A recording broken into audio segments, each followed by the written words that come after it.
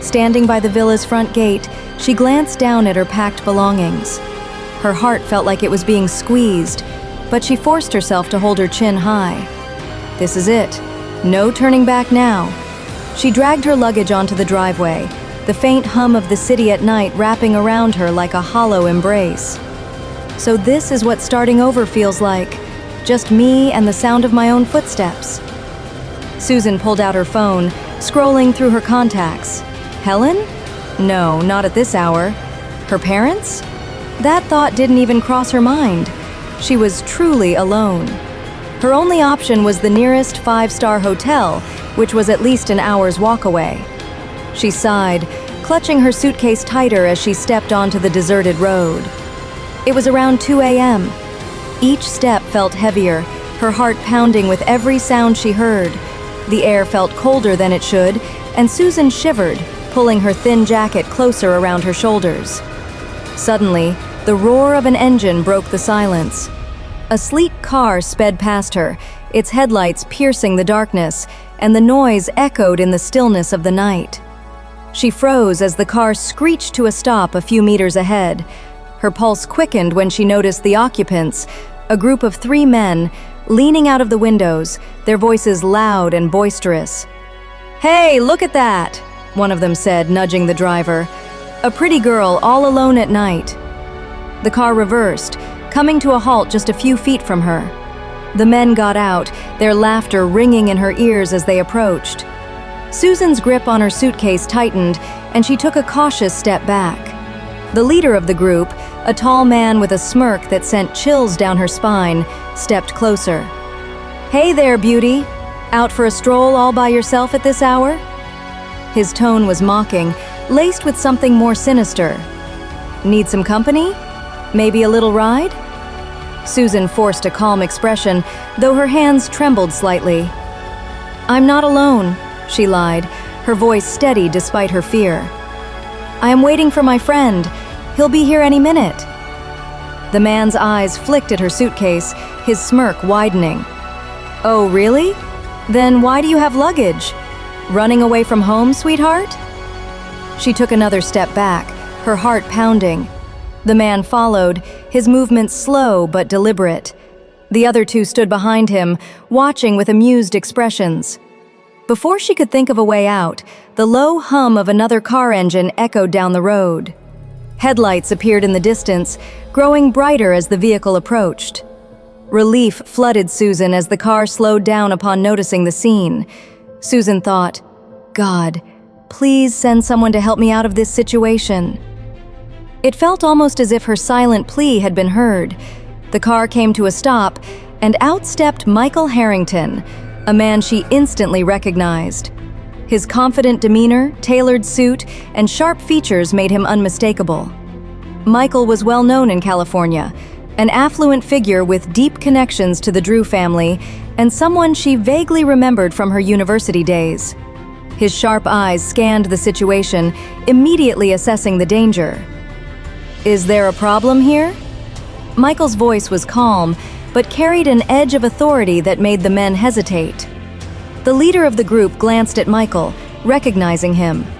His smirk faltered, and he raised his hands in mock surrender. "No problem at all, sir. Just a misunderstanding." "Then leave," Michael said firmly, his tone leaving no room for argument. The men exchanged uneasy glances before backing off, muttering under their breaths as they retreated to their car. Within seconds, they sped away, their taillights disappearing into the night. Michael turned to Susan, his gaze softening slightly. "You shouldn't be out here alone at this hour. It's dangerous. Get in, I'll give you a ride." Susan hesitated for a brief moment before nodding. She trusted Michael. They had been classmates once, and she knew him to be reliable. Without a word, she climbed into the passenger seat, clutching her suitcase tightly. Michael started the engine, the smooth hum calming her nerves slightly. As they drove down the empty road, he glanced at her, his expression unreadable. "Where are you headed?" "The nearest five-star hotel, please," she replied, her voice quiet. "Don't ask me any questions, Michael. Please just drop me off there." He nodded, respecting her boundaries. The rest of the drive was quiet, the tension slowly dissipating as the car glided through the night. The hotel lobby hummed with quiet elegance. Polished floors gleamed under soft lighting, and the air carried a faint hint of lavender. Susan stood near the entrance, her suitcase handle gripped tightly in one hand. She turned to Michael, who gave her a small nod before stepping back from the car. "Thank you for the ride," she said softly, forcing a polite smile that didn't reach her tired eyes. Michael hesitated for a moment, as if he wanted to say something, but he simply nodded again and left. The sound of his footsteps fading outside left her feeling more alone than ever. She approached the reception desk, her heels clicking softly against the marble floor. Her heart was heavy, though her expression remained composed. Sliding her credit card across the counter, she managed a small, polite smile. The receptionist, a young woman with a practiced, pleasant demeanor, took the card and scanned it. A faint beep sounded, followed by a quick glance at the screen. She handed the card back, her tone firm but apologetic. "I'm sorry, ma'am. This card cannot be processed." Susan's brow furrowed. "That can't be right," she murmured, fishing out another card. She slid it across, her fingers trembling slightly. The receptionist tried again, but the same error popped up. "Declined," she said, the hint of polite professionalism starting to fade. Susan swallowed, her throat dry, and offered a third card. Her hands trembled now, betraying the calm exterior she fought to maintain. The result was no different. Reality began to claw at her, sharp and unforgiving. Her family had cut her off. Her lips parted slightly, but no words came. The truth settled in, heavy and suffocating. Luna, her mother, had not only taken control of her earnings from years of hard work, but had left her with nothing. The trust she had so carelessly placed in her family now felt like a noose tightening around her neck. The receptionist's voice pierced through her thoughts. "If you can't make the payment, ma'am," she said, her tone clipped now, "there's a budget motel about 300 yards away, left at the main entrance." Susan blinked, her cheeks flushing with a mix of anger and humiliation. "Is this how you treat your customers?" Her voice was sharper than she intended, but the sting of rejection burned too deeply to hide. The receptionist's professional mask slipped. Her eyes hardened as she replied flatly, "I'm just being honest. If you can't afford it, maybe you shouldn't try staying at a 5-star hotel." The words struck like a slap. Susan's grip tightened on the suitcase handle as she fought back the tears pricking at the corners of her eyes. Swallowing her pride, she turned sharply and walked away. Each click of her suitcase wheels against the pristine marble floor echoed like a reminder of her fall from grace. Outside, the cold night air bit at her exposed skin. The streets were quiet, save for the distant hum of passing cars. She pulled her coat tighter around her as she dragged her luggage along the uneven pavement.